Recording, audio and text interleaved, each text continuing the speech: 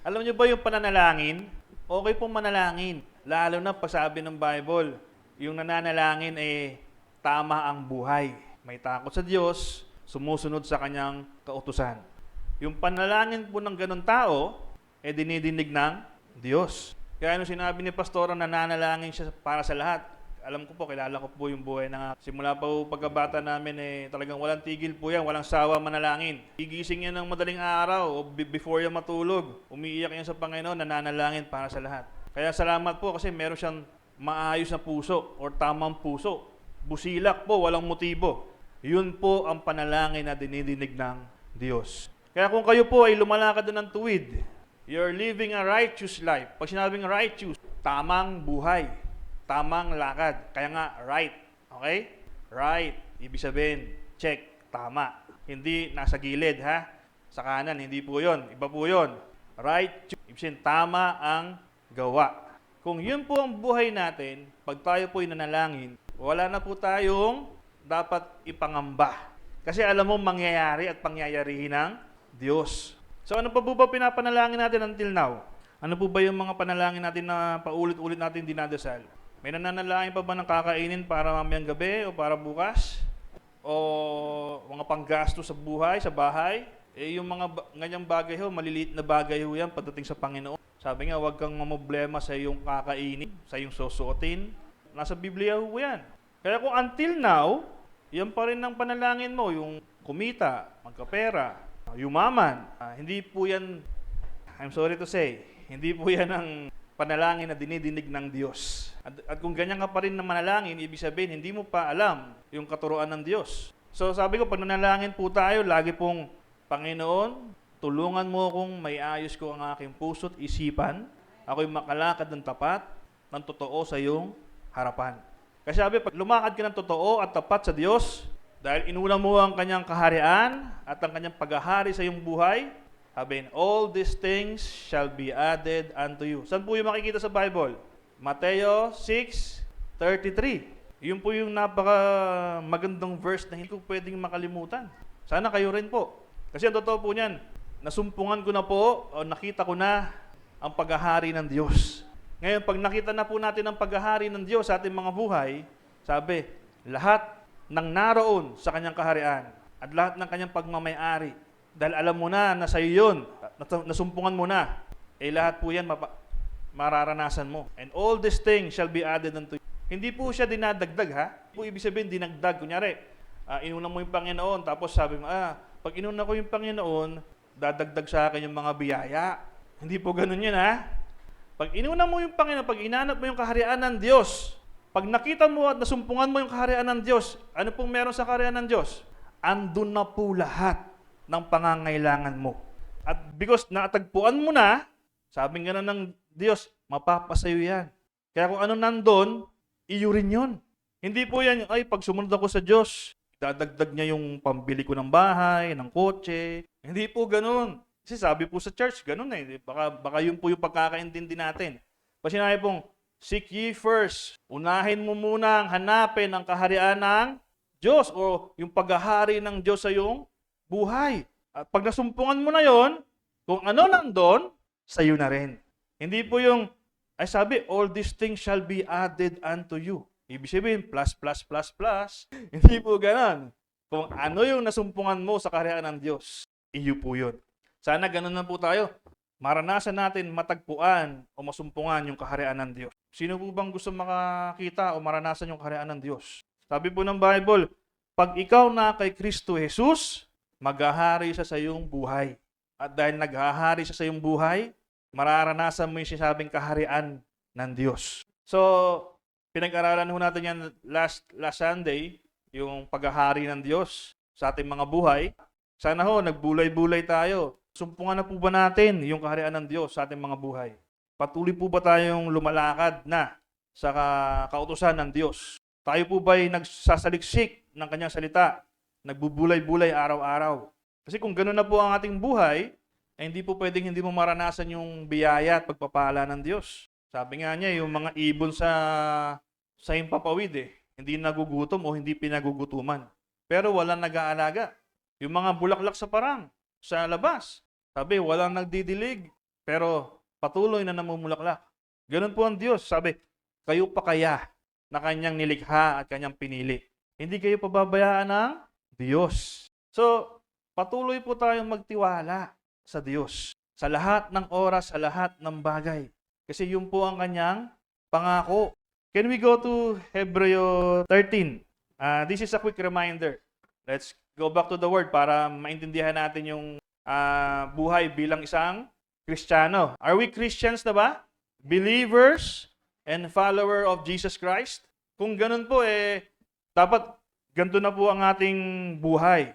Ganito po tayo mag-isip at gumalaw. Magpatuloy kayo sa pag-iibigan bilang magkakapatid kay Kristo. Are we doing it na ba, church? Patuloy kayo sa pag-iibigan. Are we loving one another as believers and followers of Jesus? Kasi tayo po ay magkakapatid sa Panginoong Jesucristo.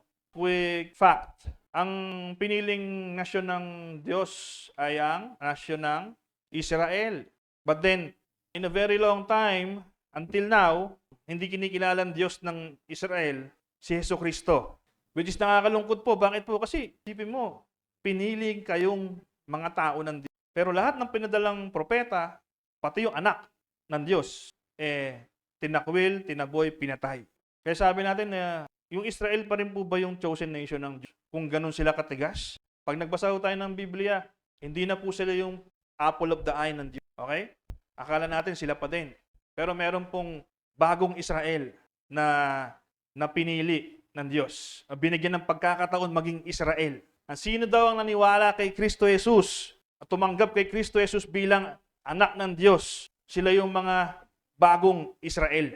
Kaya kung kayo ho, kilala niyo si Jesus, kinilala niyo si Jesus, at pinamuhay, nilakaran ng kanyang buhay, pwede ho kayong tawagin at ipamapabilang sa chosen people ng Diyos, which is the Israelites. So, we are the spiritual Israelites. The wedding story sa Bible, yung inimbitahan niya lahat yung mga kilala niya. Pero hindi ho sila datingan. Inimbita sila, pero binaliwala nila yung imbitasyon. Kaya ho, kailangan pang lumabas ang bayan. At yung mga hindi imbitado talaga, sila yung inimbita. And tayo po yun. We are invited to be part of the family of God. At yung mga unang inimbita na hindi pumayag na pumunta sa pagsasalo, sila ho ay, totoo niya na tinakwil na sila ng Diyos dahil sa kanilang mga maling pamumuhay. At darating po yung judgment sa mga taong ito. Kaya kayo po, patuloy po tayong lumakad sa pamumuhay gagaya ni Jesucristo. Kasi po tayo po yung kanyang mga kapatid sa Panginoon. Huwag ninyong kalimutan, patuloyin ang mga dayuhan sa tahanan ninyo. This is hospitality. Ito po yung pag hindi mo kilala, kahit hindi mo kilala, kaya mo silang papasukin sa iyong tahanan at ibahagi yung salita ng Diyos at kabutihan ng Diyos. May mga taong gumagawa niya noon at hindi na nila alam na mga anghel na pala ang bisita nila. So are we doing that, church? Or are we judgmental? Pag may nakita kayo na gustong humingi ng tulong sa bahay nyo, ay wala po dito yung may-ari. Ay, ano lang po ako, bantay lang po ako dito. Tulog po. Tulog ba? Tulog. Oh, gaganon. Ayaw magpapasok o ayaw mag-entertain ng tao. Hindi po natin sabi, yung iba, anghel na pala.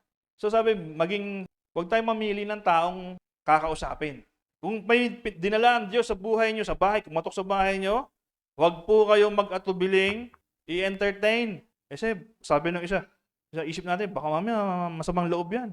Ganun na tayo mag-isip ngayon sa sobrang gulo ng mundo, sa sobrang sama na ng mga tao, di ba? Sabi, delikado nang basta-basta magbukas ng bahay o magpapasok sa bahay. Pero binigyan naman po tayo ng Diyos ng discernment of spirit. Di po ba? Wisdom. Kung alas 12 po ng gabi, kumakatok, huwag yung bubuksan. Pag umaga, di ba? Marami naman tao sa Sino po yan? Ano pong kailangan nyo? Huwag nyo po silang itataboy. Buhay Kristiyano po. Damayan ninyo mga kapatid na nasa bilangguan, na parang nakabilanggo rin kayong kasama nila. Pag sinabi pong damayan ninyo mga kapatid na nasa bilangguan, hindi nyo po dadalawin yung hindi nyo kaano-ano. Na pumatay pala, tapos pinuntahan mo, dalawin daw yung mga sa bilanggo. Kapatid po yan sa nasa bilangguan. Ibig sabihin, kapatiran ho. Kasi ito po yung time, bigyan ko lang po yan ng konteksto. Ito po yung time na sila yung inuusig Inuusig sila, kaya pinakukulong. Kapatiran po yan sa pananampalataya. So yung sinasabi dito na applicable ba yan sa modern times dito sa atin? Yung bigla ka na lang dadalaw sa kulungan tapos, dalawin ko daw kasi yung mga nakakulong eh. Yung kaso pala nung nakakulong, rape tsaka murder. Ba't mo dadalawin? Makasalanan pala yun. Di po ba? Sabi dito, yan po yung mga kapatid sa Panginoon. Meron naman po kasi tayong mga Kristiyano na pastors or church group. Talagang nagmi-ministry sila sa mga nakakulong. Pero sa atin po, hindi po tayo yun. Okay? Pero kung may chance po yan, sa atin no, may nakulong. Kapatiran, napagbintangan. Kailangan mo silang, i-comfort. Dalawin din. Ayan, yung mga kapatid na pinagmalupitan na para bang dumaranas din kayo ng ganoon. Yan po yung mga na-persecute noong time na yon. Dapat ninyong pahalagaan ng pag-aasawa at dapat ninyong iwasan ang pangangalunya. Napaka-sacred po sa Diyos ng pag-aasawa. So sa mga couples po dito sa simbahan, patuloy na mahalin ang mga kabiyak. Okay? Mga partners in life. Sacred po yan sa Diyos. Ayaw po ng Diyos ng nangangalunya. Adulterous, ayaw po ng Diyos yan. Nahalin tulad nga ho yung Israel sa isang babaeng nangangalunya. Bakit po? Kasi may covenant sila ng Diyos eh. Pero patuloy silang gumagawa ng mga maling bagay. So, ayaw na ayaw ng Diyos yan. At sabi nang dito, sapagkat hahatulan ng Diyos ang mga nangangalunya at mga immoral. Meron pa po ba sa atin na ganoon dito? Yung nangangalunya, yung adulterous yung puso, yung may pagnanais pa rin sa mga bagay na yun, hindi naman sa'yo pinagnanaisan mo. That's pangangalunya ho yun. Kaya kailangan po yan, sabi, iwasan. Huwag nang gawin. Buhay Kristiyano po yan. Iwasan yung pagiging sakim sa salapi. Maging kontento kayo sa anumang nasa inyo. Sapagkat sinabi ng Diyos, hindi ko kayo iiwan o pababayaan man.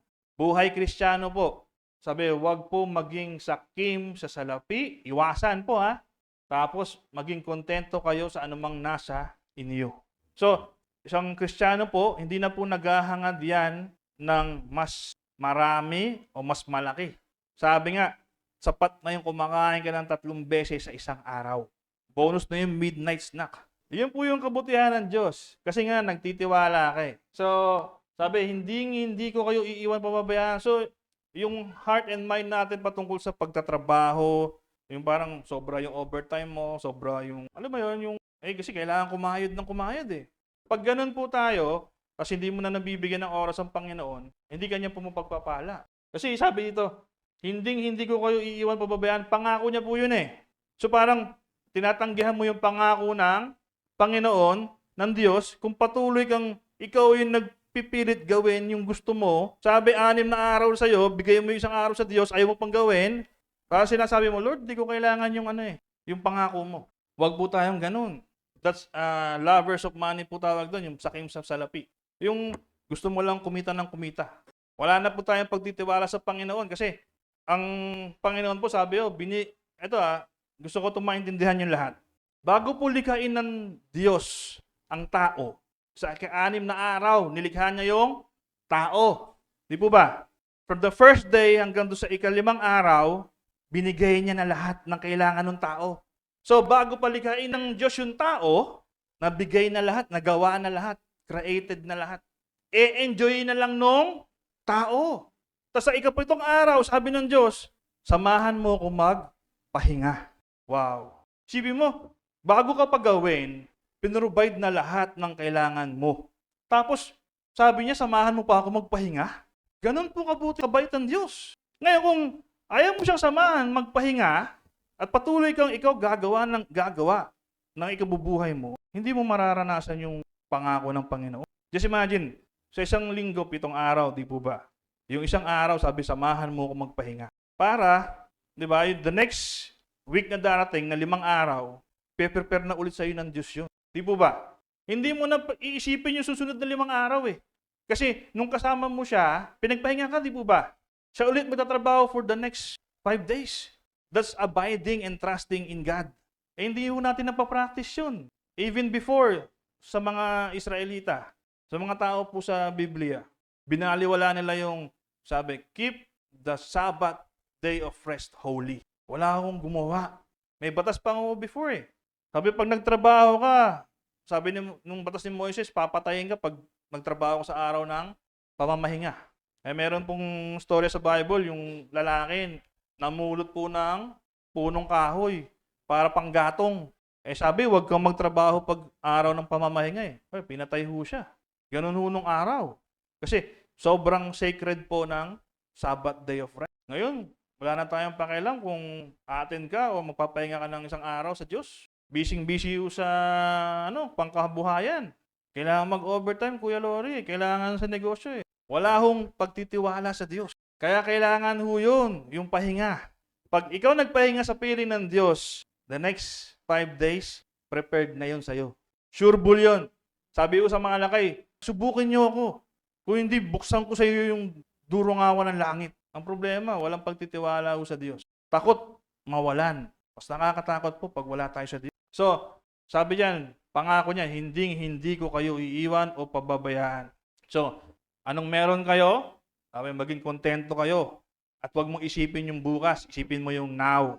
Kung anong meron ngayon, sabihin mo sa sarili mo, hindi ako pababayaan ng Diyos. Anong meron bukas, siya nakakaalam. Siya magpo-provide.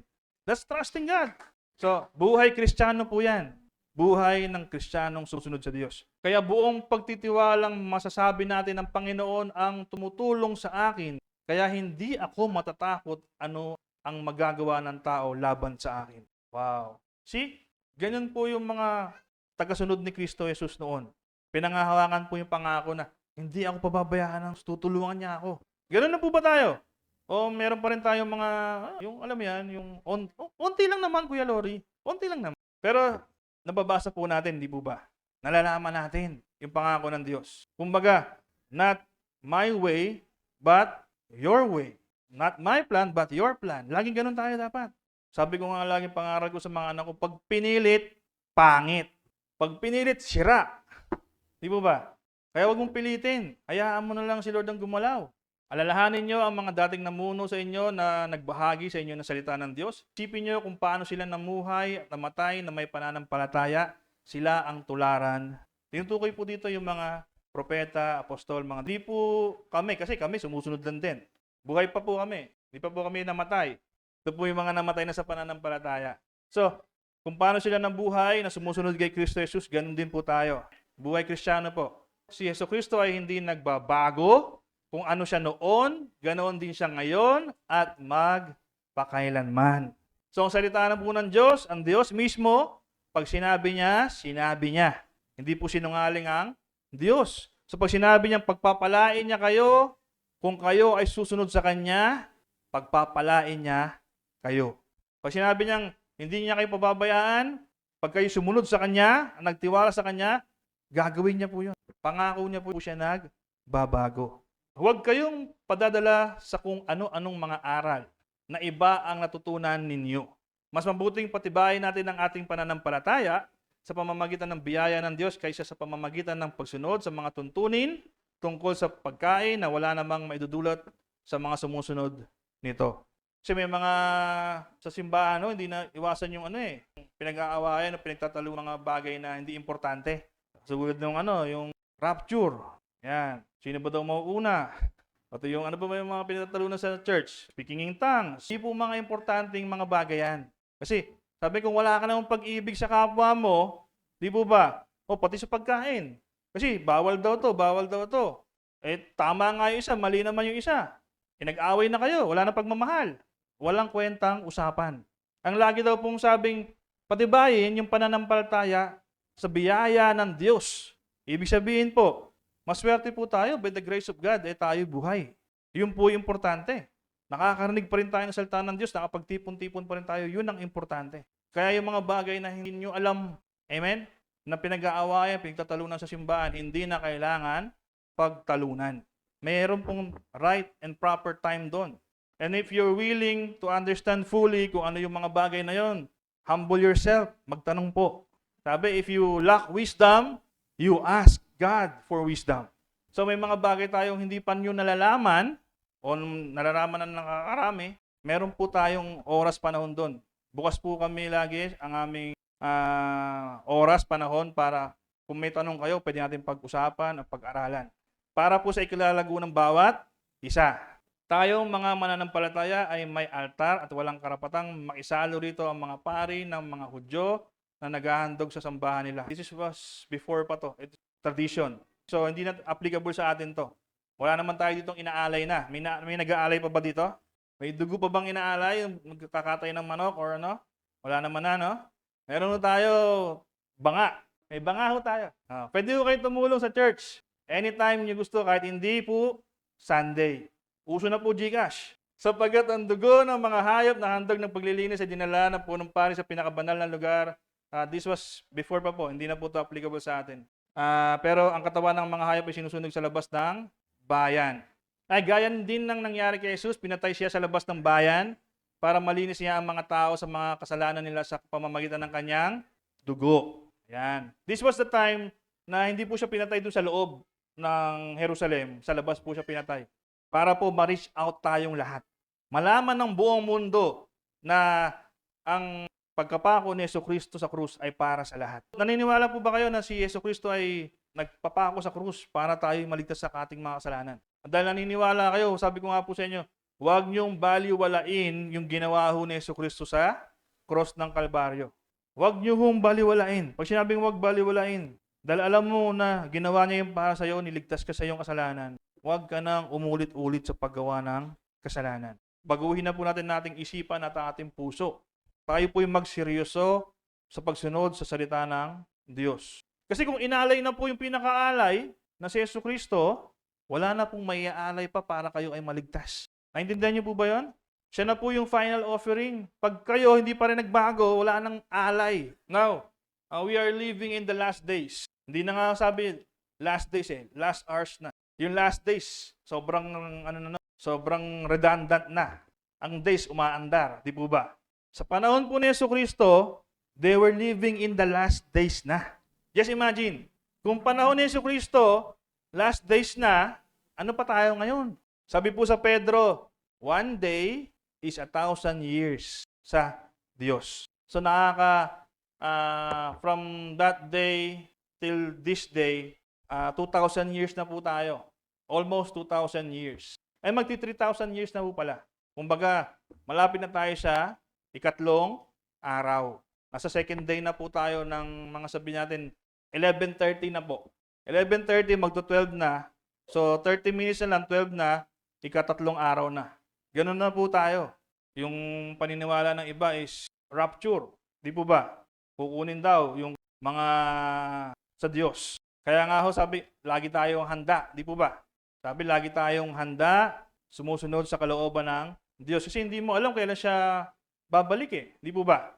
Pero nagbigay po ang Diyos ng mga palatandaan kung kailan siya babalik. Naunawaan po ba yung buhay Kristiyano? Ito na po dapat tayo, yung buhay na tama sa harapan ng Diyos. So, kung ganito na tayo, ready na tayo sa pagbabalik ni Jesus. Ready na po ba tayo? Parang walang ready. Alam niyo po ba, yung panahon ni Jesus, yung mga disipulo niya, wala silang ibang inaabangan kundi yung pagbabalik ni Jesus. At yun ang kanilang laging pinapanalangin, na bumalik na ang Panginoon. Mga followers po ni Jesus yun. Ang totoo pong followers ni Jesus, pinapanalangin na bumabalik na si Jesucristo muli. Siya ay maghari na. Sino ba dito nung nagpipray pa rin, Lord, wag muna kayong bumalik. Hindi pa kami ready. Sino po ba? Ay, hindi pa po handa yung asawa ko Wag muna kayong bumalik. Naku po, hindi po pwedeng ganun. Pinipigilan niyo yung paghahari ng Diyos. Naalala niyo po si Pedro nung ipapako na si Jesus sa krus? Sabi ni Pedro, naku, hindi ho hahayaan namin mangyari sa inyo yan. Nirebuke po siya ni Jesus. Sabi, Satanas, tumahimik ka, umalis ka dyan. Pag ganun po tayo mag-isip na ayaw niyo pang bumalik si Jesus, hindi kayo sa Diyos. Kailangan po, bilang isang mananampalataya, wala tayong ibang hangad, kundi ang pagbabalik ni Jesucristo. Bakit? Kasi panalangin po ng Diyos yan Mapangyari ang iyong paghahari dito sa lupa, kagaya ng sa langit. Pag si Jesus po naghari, bumalik na, sabi, wala nang kalungkutan. Gusto niyo ba na malungkot kayo? Wala nang, iiyak. Wala nang sakit. Wala nang, alam niyo yon, yung mga bagay na ayaw niyo, lahat mawawala. Pati yung kapitbahay mo mawawala. Kung ayaw mo yung kapitbahay mo. Joke lang. Amen? Ganun po. Pag dumating si Jesus, lahat ng problema mo sa buhay, wala na. Kaya pag pinanalangin mo pa pagbalik ni Jesus, yun na yun eh. Pero pag pinipigilan mo lagi, Lord, wag muna kayo bumalik, di ba ako ready? Hindi po sa Diyos yan. Kaya ang panalangin po ng tagasunod ni Jesucristo, Panginoon, di ba, inaantay po namin ang iyong pagbabalik. Naway, makabalik ka na agad. Na sa ganon ay masumpungan na namin ang totoong kapahingahan. Sino gustong magpahinga na habang buhay? Parang ayaw nyo ah. Pahinga sa Panginoon. Hello? Pahinga. Yung pahinga sa Panginoon, ibig sabihin, wala ka nang problemahin. Di ba? Hindi ka na ma-stress sa bills. Hindi na kailangan ng pera eh. No more pain, no more tears. Sino gusto po natin ibang bansa? Yung mga like New Zealand, ganyan. Yung mga green na paligid, yung nature. Sino nature lover dito? Ang sarap po tumira sa ganun, di po ba? Gusto nyo ba sa arenda lang kayo habang buhay? Naku po, yung mga parang maparaiso, yun. Ganun ho ang pangako ng Diyos. Kaya ipag-pray nyo dumating na si Jesucristo. Nang hindi na tanggalin tayo sa arenda. Di ba? Hindi wala nang kahirapan, yung wala nang madumi. So, naalala niyo po ba yung turo last Sunday? Yung paghahari ng Diyos. Yung buto o binhi na pagtinanim sa puso ng mga tao. Pag yung buto na yun ay tumubo dun sa mabuti o magandang lupa, sabi nagbubunga, di po ba? So hoping sana ganun na po ang ating puso. Huwag po tayo magpatigas ng ating mga puso. Ang matigas na puso, hindi natataniman ng salita ng Diyos. Ang matigas na puso, hindi nababago at hindi magbabago. Kaya kailangan ng puso natin laging bukas na ipaalaga sa Diyos. Lagi pong talinhaga ng Biblia, lagi pong inaalin tulad ng Diyos o ang Ama sa isang magsasaka. Nag-aalaga ng ubas, ng olibo. Maganda po nagpapaalaga tayo sa Diyos para laging yung puso natin, alam niyo yun, malambot. Hindi pusang mamon ha. Malambot yung pwedeng taniman. Ganoon na po ba tayo? Pagdating po sa salita ng Diyos, huwag niyo pong patitigasin ang iyong mga puso. Tanggapin niyo po yun. Sa salita po yun ng Diyos. Kaya yung sinasabi po ni Kuya Lori dito na pag nagbabasa tayo, galangin po natin yung salita ng Diyos. Huwag po tayong tinatamad o inaantok. Napapansin niyo po ba pag ang isang tao hindi interesado, wala siyang gana, burden sa kanya yung isang bagay, o sige, kumbaga, nabibigatan siya, kaya hindi niya nagagawa ng tama. People are doing things poorly. Ibig sabihin, laging, alam niyo yun, hindi best yung binibigay. Parang pwede na yan. Ganun lang yung mentality lagi. Pagdating po sa Diyos, wag po tayong ganun. Kasi nagiging burden po yung kunyari, sa pag-atin ng gawain, pakikinig na salita ng Diyos. Nagiging pong burden yung parang wala kang gana, na parang hindi ka excited makakinig na salita ng Diyos. Noon po, ganun po ako, sobra. Antukin po ako. Pero nung binago na ako ng Panginoon at wala na akong ibang hangad kundi matutunan ng kanyang salita, kahit sino po nagsasalita sa harapan, basta salita ho ng Diyos, hindi po ako inaantok. Nakikinig po ako. Gusto ko pong maintindihan na mabuti. Kaya nga ho sabi, yung kakaunting nalalaman ng isang tao, dahil wala kang pananabik o desire, kinukuha pa po ng kaaway. Hindi yung Diyos kumukuha, kaaway. Kinukuha ni Satanas para hindi mo maintindihan lalo. Dahil pag hindi mo naintindihan, wala na. Hindi mo na magagawa. Di po ba? So, ganoon din po sa salita ng Diyos. Pag hindi mo alam yung salita ng Diyos, hindi ka makakapamuhay ng tama. Kasi nasa salita po ng Diyos yung tamang pamumuhay. Na kay Kristo Jesus po yung tamang buhay. Ngayon kung wala ka pong interes sa salita ng Diyos, hindi ka makakapamuhay ng tama. Totoo po ba? So dapat lagi tayong may excitement, may desire. Parang excited lang tayo pag sahod eh. Diba? Pag sahuran na, tuwan-tuwa na, nakangiti na lahat. Pagdating sa gawain ng Panginoon, walang gana. Ay, wag po tayong ganun. Mas higit po lagi ang Diyos kaysa sa anumang bagay. So kung patungkol po sa Diyos tong gawain ito, dapat mas excited tayo. Kuya Lori, hindi kami natutuwa pag nagtuturo ka eh. Hindi po dapat ako tinitignan. Yung salita ho ng Diyos dapat. Nung panahon nga ho ni Jesus, umarap na siya sa mga tao, hindi pa rin siya kinilala eh. Di po ba? Mamaya, tumayo dito si Jesus, hindi nyo rin pakinggan. Kasi dapat po, kasi yung faith po ng tao, hindi po doon sa nakikita. Doon po mas gumagana yung faith, yung hindi mo nakikita pero gusto mong sumunod. So yung salita ho ng Diyos, hindi po akin to, salita po to ng Diyos. Pawang mensahero lang po ako. Kaya kung ano po yung binabanggit dito, para po to sa inyong lahat. Hindi ko po kayo dadalhin sa kapahamakan. Dahil ako po unang mapapahamak. Huwag po kayo sa akin magtiwala. Doon po sa mismo sa babasahin kong salita ng Diyos. Can we open our Bible sa Mateo 13:24? Meron na namang talinhaga tayong babasahin. Gusto ko po maintindihan nyo ito ng mas malinaw. Muling nagbigay ng talinhaga si Jesus sa kanila. Ang paghahari ng Diyos, yung kagaya sinabi ko last Sunday, kaharian o paghahari ng Diyos, ay maitutulad sa kwentong ito. May isang taong nagasik ng mabuting binhi sa kanyang bukid. So meron pong isang farmer sa kanyang lupain, nagasik siya ng mga binhi, mga buto. Pero kinagabihan, habang natutulog ang mga tao o yung mga nakatira doon, dumating ang kanyang kaaway at nagasik ng masasamang damo at umalis. So nung umaga, nagasik siya ng magandang mga buto, mga binhi. Nung kinagabihan, natutulog na sila, may dumating na kaaway, nagtanim naman o nagasik ng mga masasamang binhi. Nang tumubo ang mga tanim at namunga, lumitaw din ang masasamang damo. So kung titignan nyo sa isang palayan, may dalawang pananim. Okay? Yung tinanim niya kasi noong una, binhi ng trigo. So, nang tumubo ang mga tanim, namunga, lumitaw din ng masasamang damo. So, just imagine yung trigo, meron siyang kasabay na mga damo. Yung mga damo, iba-iba po tubo niyan eh. Di po ba? Minsan, dahil katabi nga niya tumubo yung isang trigo, pwedeng nakapalupot siya sa trigo, mas marami siya kaysa dun sa trigo. So, ganun po itsura. Kaya pumunta sa kanya ang kanyang mga alipin at sinabi, hindi po ba mabubuting binhi lamang ang inihasik ninyo sa inyong bukid?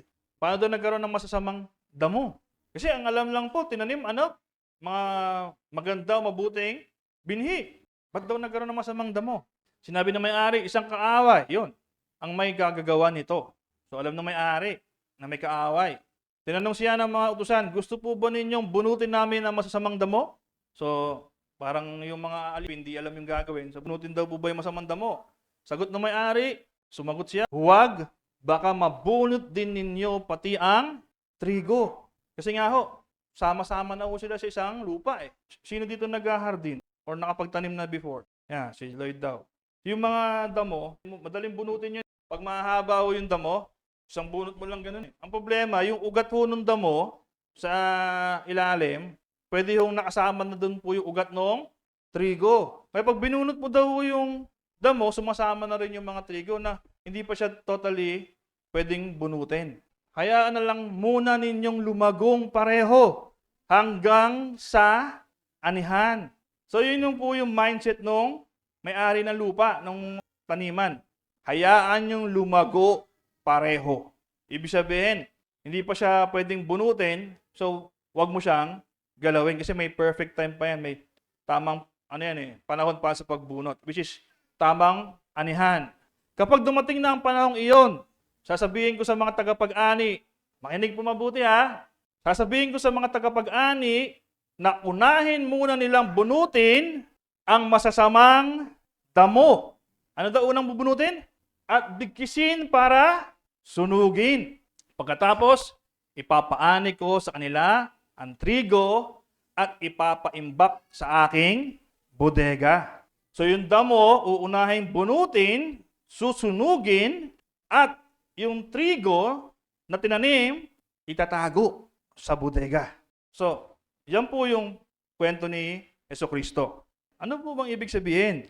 After that, nagbigay siya ng mga iba pang talinhaga, pero lalaktawan muna natin para maintindihan natin ito ng lubusan. Hindi po si Kuya Lori ang nag-explain. Meron na pong explanation galing sa salita mismo ni Jesucristo. Ayan. Punta po tayo sa 36. Mateo 13:36. Pagkatapos iniwan ni Jesus ang mga tao at pumasok siya sa isang bahay, nilapitan siya ng mga tagasunod niya at sinabi, "Pakipaliwanag po sa amin ang talinhagang tungkol sa masasamang damo." So Jesus already explained it. Hindi po si Kuya Lori ang mag-explain. Si Jesus po. Sumagot si Jesus, ang nagasik ng mabuting binhi ay walang iba kundi ako na anak ng tao. Si Jesus po. Ano yung nasik niya? Yung binhi. Mabuting binhi. Ang bukid ay ang mundo, the world. At ang mabuting binhi ay ang mga kabilang sa kaharian ng Diyos. Ito po yung mga nilagay o pinili na ng Diyos para magsilbi sa Diyos. Ang masasamang damo naman ay ang mga sakop ni Satanas. So sa mundo may mabuti at may masama. Masamang tao at mabuting tao. Sa mundo daw po yan. Yung isa nilagay ng Diyos, yung isa nilagay ng kaaway. Si Satanas ang kaaway na nagtanim sa kanila. Bakit po ba nagtanim si Satanas? Kasi galit po siya sa Diyos. Kaya nga ako kaaway. So kung titingnan natin, may dalawang klase ng tao, mabuti at masama. Sabi, ang anihan, makinig po mabuti. Okay? Huwag po maniniwala sa ibang mga turo po ito ni Jesus. Ang anihan ay ang katapusan ng mundo. Ibig sabihin po, ano po ba yung katapusan ng mundo? End of days, yung inaantay po natin mangyari ngayon. Yung katapusan ng mundo. At ang tagapag-ani ay ang mga anghel. Kung papaanong binubunot at sinusunog ang masasamang damo, ganoon din ang mangyayari sa katapusan ng mundo. Paano daw po binubunot? Tinatanggal ho sa lupa. Di po ba? Ang damo, ang unang bubunutin, tinatanggal ho yan sa lupa. Ako, na anak ng tao, ay magpapadala ng anghel at aalisin nila sa aking kaharian ang lahat ng gumagawa ng kasalanan. Ba't po sinabi ni Jesus na yung mundo ay ang kanyang kaharian? Kasi ang totoo po, yung mundo kanya. Ang naiwan po dito, yung gawa ng yung kaaway. Kaya ang naghari sa mundo nang wala si Jesus ay yung kaaway. Pero pagbalik niya po, sabi po ng Biblia, kung saan po siya nandoon, doon siya maghahari. So babalik po yung panahon na ang Diyos ay babalik at maghahari sa saan? Sa mundo, sa lupa. Yun po ang kanyang pangako. Hindi po siya sinabing babalik lang siya para kunin yung kanya. Babalik siya para maghari. Aalisin nila sa aking kaharian ang lahat ng gumagawa ng kasalanan at nagiging dahilan ng pagkakasala ng iba. Kaya sa pagbabalik po ni Jesucristo, sabi niya, lahat po ng wicked o masasamang tao ay tatanggalin sa mundo. Sabi po sa Mateo, just like in the days of Noah. Alala niyo po ba yon? Kagaya ng panahon ni Noah. Sino po ang inalis sa mundo? Si Noah po ba? Lahat po ng makasalanan at masasama, yun po ang inalis sa mundo. Ang naiwan po, si Noah. Ganon din po dun sa sabi sa katapusan ng mundo. Itatapon sila sa nagliliyab na apoy at dooy iiyak sila at mangangalit ang kanilang ngipin. Kung titignan nyo kanina, sabi yung unang aalisin yung mga damo. Sino daw po unang aalisin? Masasamang damo. Pero ang matutuwid ay magniningning na parang araw sa kaharian ng kanilang ama. Kayong mga nakikinig, dapat niyo itong pag-isipan.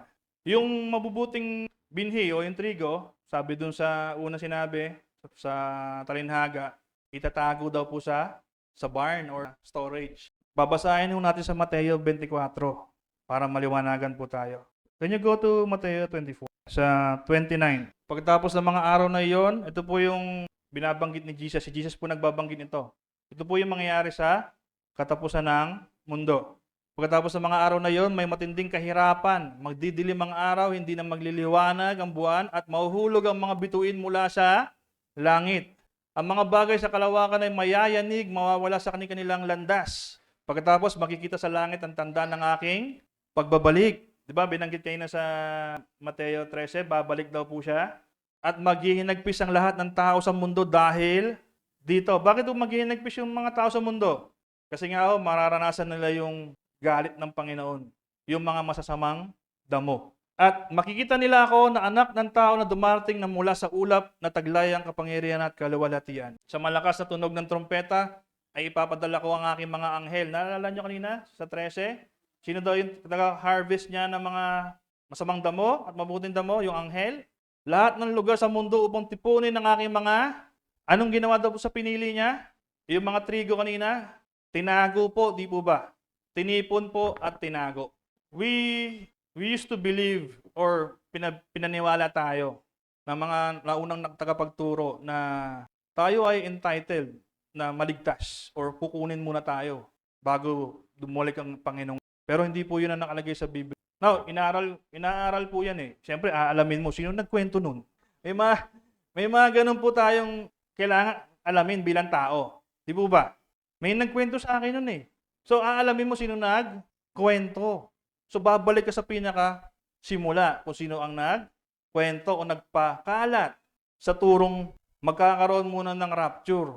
Ang totoo po niyan, church, sabi ko sa inyo kanina, hindi ko po kayo ililigaw. Hindi ko kayo bibigyan ng false hope. Ang tinuturo po dito ay yung katotohanan na galing mismo sa bibig ni Jesucristo. Si Kuya Lori po ba nagsabi? Kung binasa po natin ng maayos, hindi po ako ang nagsabi, ang Diyos po. We used to believe na, kukunin muna yung mga sa Diyos. Pero hindi po. Magkakasama po ang mabuti sa masama. Hindi po pwedeng bunutin agad yung mabuti. Ano daw unang binunot? Yung masamang damo. Ang turo po sa rapture, kukunin muna yung mga mabubuti. Hindi po. Which is, I know, yung iba hindi niyo pa naintindihan. Yung iba na matagal nang nakakaalam ng ganang turo, ay nakakalungkot po, di po ba? Pero, yun po ang nakasaad sa Biblia. Hindi po ang Diyos babalik para kunin padalin sa ibang lugar. Gagawa ko siya ng bagong langit at bagong lupa. At doon siya maghahari kasama na. Yun po ang sabi ng Biblia. Now, sabi po sa Revelation, yung mga nagpapakasama, patuloy na magiging masama. At yung mga nagpapakabuti ay patuloy na gagawa ng mabuti. Sa atin po, sa church po na ito, I'm hoping and I'm praying na siguraduhin natin tumagawa tayo ng mabuti at patuloy na gumagawa ng mabuti.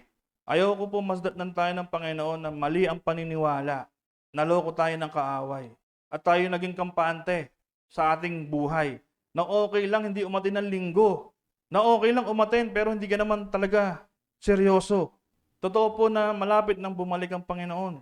Hindi na po ito sabi, araw, oras na lang po. Kung yung mga susunod na mga tao na darating, ganyan ka pa din at iniisip mo pa rin yung pangkabuhayan mo, pang sarili mo, hindi mo po naintindihan yung galit ng Panginoon. Sabi po, makakaranas daw tayo ng yung mga tinuro sa atin, makakaranas tayo ng 7 years of tribulation. Napakinggan niyo po ba yung turo na yan? 7 years of tribulation. Wala ho kayong makikitang 7 years of tribulation sa Bible. Meron po sa Daniel, ito po yung propesiya sa pagdating ni Jesucristo. At hindi po ito naintindihan ng marami. Tapos na po yung propesiyang 7 years na tribulation na pagdaanan na po ng mga apostol at disipulo ng Diyos. Yung sa atin pong darating na tribulation, hindi po mangyayari. Wala na pong makakatulad sa nangyari sa panahon ho ng mga apostol ng Diyos. Hindi na po yun mauulit. Sino ba dito yung nangangaral ng salita ng Diyos? At dahil ayaw siyang nangangaral ng salita ng Diyos, puputulan siya ng ulo. May nabaltaan na po ba kayo? Tapos na po yung sa panahon ni Jesucristo. Sa mga panahon po ng Diyos. Wala na po ditong pinapakain sa leon. O sinusunog ng buhay o niluluto sa mantika. Wala na po. Meron na pong human rights. Ang human rights po, sabi nga, di ba? Gumawa ka lang ng mali. Meron na agad parusa. Wala na ho magbabala. Gumawa ng ginawa nila noong unang panahon. Marami na ho namatay na Kristiyano. Noong unang panahon pa lang. Roman Empire. Pinapatay po nila yung mga nagtitiwala sa Diyos. Sila po yung pinakamaraming pinatay sa mundo. At ang kanilang pinatay ay mga Kristiyano. Inusig po ang mga Kristiyano ng panahon nila. At wala na pong mangyayaring ganun. Pinaniwala po tayo na pagdating ng araw, daranas tayo ng tribulation. Hindi nga tayo nangangalap ng salita ng Diyos. Meron ba dito nakasunod na para mangalap ng salita ng Diyos sa kung saan lugar? Meron na ba kayo nagawa na kagaya na ginawa ng mga disipulo para kayo ay i-persecute? Ang totoo pong manggagawa o tagasunod na Jesucristo, sila po yung nakagawa nun. At sila po yung na-persecute dahil doon. Tayo po, hayahay ho tayo. Umatin tayo ng gawain o hindi. It's our choice. Sila ho. Gumagalaw sila na nangaayon sa kautusan ni Jesucristo. They preach the gospel sa buong lugar na puntahan nila para makaabot sa panahon natin at tayo ay maligtas. They already paid the price. Para itong Biblia na pinag-aaralan nga natin, marinig natin. Ang problema ho, dahil hindi nga ho tayo nagbabasa ng Biblia, madali ho tayo mapaniwala ng mga turong mali. Alam niyo po sino nagturo ng rapture tsaka ng tribulation? Nung ako po yung nagsasaliksik, galing din po siya sa Romano Katoliko. At sila pala yung unang nagturo nun. Tapos sinusundan ho natin. Ang tawag po sa sa turo nila is futurism. Yan po ay hindi kwentong barbero, yan po ay hindi gawa-gawa lang. We need to know the truth. At walang magsasabi sa inyo yan. Si Kuya Lori po, sa sobrang desire ko, maintindihan yung salita ng Diyos, maituro, maibahagi. Ang dami po ni Kuya Loring naintindihan at nalaman na ginagawa noon na hindi pala tama. Na ituturo pala noon na hindi pala yun tama. At naisip ko po, si Satanas po, pag nagpakita sa'yo, at sinabi niyang, ako si Satanas, sasama ka ba? Sige nga, isipin nyo, yung kaaway, nagpakilala sa'yo, ako ang kaaway ng Diyos, si Satanas. Sumama ka sa akin. Sasama ka ba? Malamang po hindi. Kaya nga ho siya magdi-disguise eh. Kaya ho siya magbabalat kayo. Kaya nga ho sabi, maraming magsasabi na ako si Jesus, narito si Jesus, ito yung turo ni Jesus. At maraming maluloko ang kaaway. Satan was a deceiver. Ibig sabihin, sinungaling siya noon pa man. Sino niloko niya ng una? Si Eva. Di po ba? Kasi sinungaling na siya noon pa man. Alam niyo po ba ba't pinapatay yung mga Kristiyano? Mga mananampalataya? That was his plan all along. Destroy the family of Christ. Kaya nga yung mga apostol, disipulo, mga mananampalataya, pinagpapatay po nung panahon na yon. At marami po sila. Marami na pong namatay. Pero sabi po ni Satanas, pag pinapatay ko sila, lalo silang dumadami. Lalong umaalab sila sa pananampalataya. Kaya ho nangyari, binalik niya ho yung dati yung tactic. Hindi po ba sila mauubos sa pagpapatay lang? Lalo pa silang dumadami. Ang ginawa ho ni Satanas, in-infiltrate niya po yung Christianity. Nasa Book of Daniel po yun, pag nagbasa tayo. Minsan, pag-aaralan ho natin. Meron nung isang panaginip na may malaking statwa na statwa ho ni Nebuchadnezzar. Alam ko hindi niyo ito naintindihan. Kasi hindi naman po tayo, alam ko na, be honest, hindi po tayo ganun nagbabasa talaga ng Biblia. I want you to know these things kasi kailangan nyo maintindihan.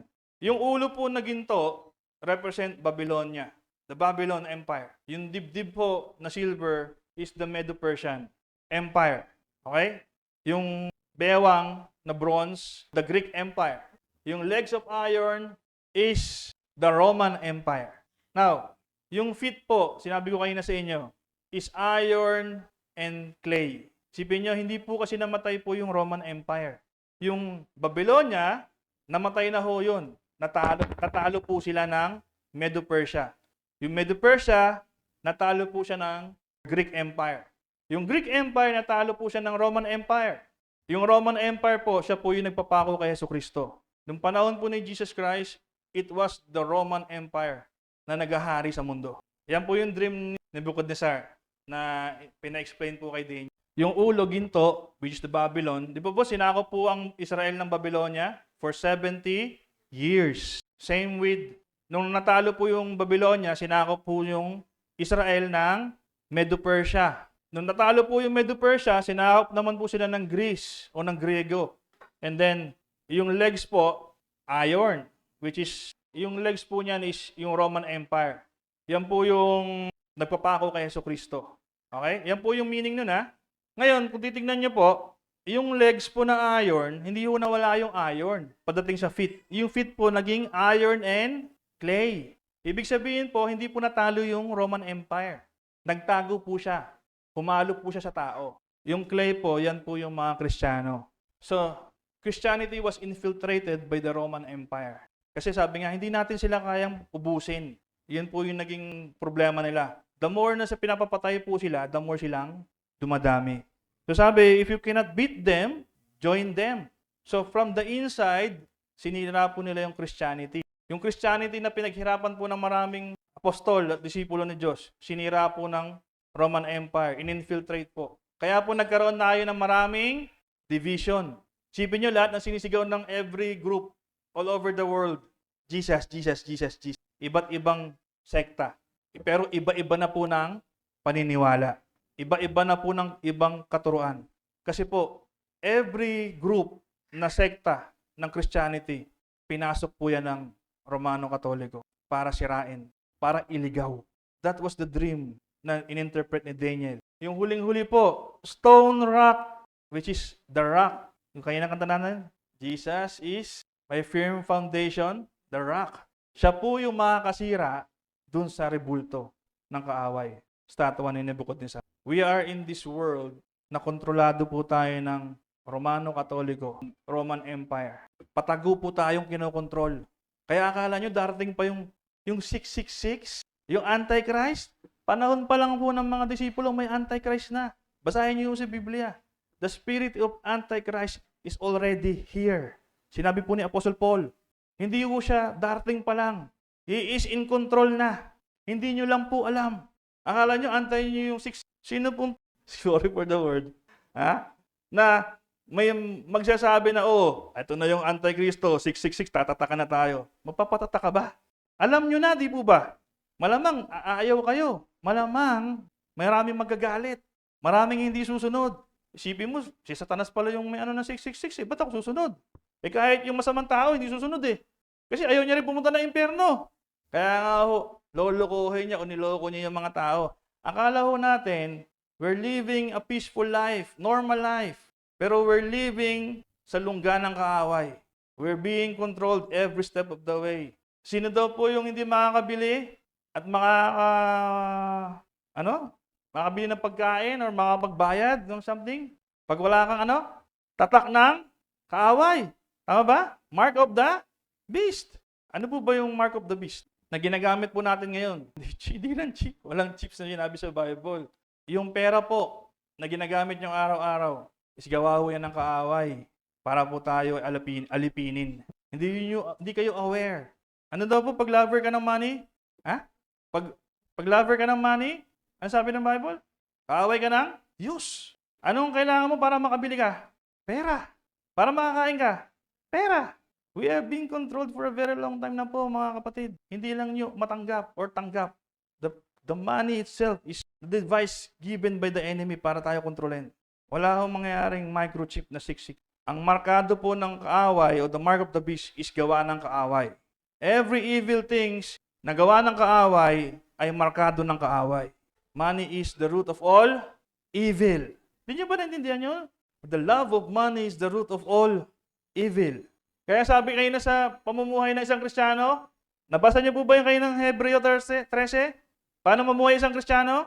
Huwag daw umibig sa salapi. Well, di ba? Alam ko po, hindi niyo pa po ito mauunawaan, matatanggap ng isang tulog lang. Kaya patuloy tayong magbulay-bulay sa harapan ng Diyos. Alam niyo po ba na the world is controlled by power ng kaaway? The elites, mayayaman, yung may mga pera. Nanonood ka na ng TV, alam mo, entertainment lang. Di ba? Yung mga artista, mga musician, they sold their soul to the devil para sila yumaman, para sila sumikat. Sabi, di ba? Aanin mo yung yaman ng mundo kung yung kaluluwa mo naman ay napunta sa impyerno. We are all, kumbaga, ito na lang po. Kung kayo yung tao ng Diyos, nung panahon ho ni Jeremiah, sinakop po sila ng Babylonia. The Babylon was the enemy. Pero pinahintulutan po ito ng Diyos. Nung sinakop sila, they were exiled to Babylon. Ibig sabihin, kinuha sila, nilagay sila sa Babylonia. Ganito po yung sitwasyon natin ngayon. Magkasama po tayo, mabubuti at masasama sa isang lugar. May nagko-control po, may naghahari, si Satanas. Pero sabi nga, kilala mo kung sino ka sa harapan ng Diyos. If you're living in the world na ngayon, dahil wala pa si Jesus, is saklaw ng kaaway. Pero darating yung time, babalik siya at kukunin niya lahat ng masasama para pagbalik niya, ipangaharian niya yung mga taong pinili niya. Yung mga taong nagtiwala, taong sumunod. Now, kung hindi po kayo sang-ayon sa tinuro at narinig, you can always go back to the Bible, to the Word of God. Huwag lang po kayo maniwala kay Kuya Lori dahil sinabi ni Kuya Lori to. Marami pa po tayong hindi alam. Maybe this is the right time na maintindihan nyo kasi mahal kayo ng Diyos at ayaw niya tayong maligaw. Alam niyo po ba na sa darating na panahon, manlalamig ang mga Kristiyano? Kasi yung inaantay nila hindi darating. Akala ko ba mararapture? Ano nangyari? And they will not believe anymore. So that's the goal of the enemy. Paniwalain kayo. But then, hindi po yun ang gusto mangyari ng Diyos sa buhay nyo ngayon, mga kapatid. I was sharing you this thing na naintindihan din po ng pakikinig ng walang sawa sa salita ng Diyos. Hindi lang po to si Kuya Lori ang naniniwala dito. May mga tao po naniniwala na wala pong mangyayaring rapture. And it's all gawa ng kaaway. To deceive people. To deceive even the elect. Alam niyo po ba even the elect? Yung mga pinili na, yung mga talagang nagtitiwala sa Diyos. Pero maloloko pa rin sila ng kaaway. Kasi nga si Satanas, tuso si Satanas eh. Tuso. Paniniwalain niya po tayo sa gusto nating paniwalain. Kaya sabi ko sa inyo, patuloy kayong magbasa at mag-aral ng salita ng Diyos nang tayo hindi maloko at malinlang. If you have question, if you have time, I'm always open and ready to share the knowledge, the wisdom na nagdala-dala ng Biblia. We can study it together. Kaya nga, iniimbitahan namin kayo sa mga pagtitipon. Kailangan po natin yun. Needed po natin yun. So, pinag-isa na po yung Wednesday and Saturday.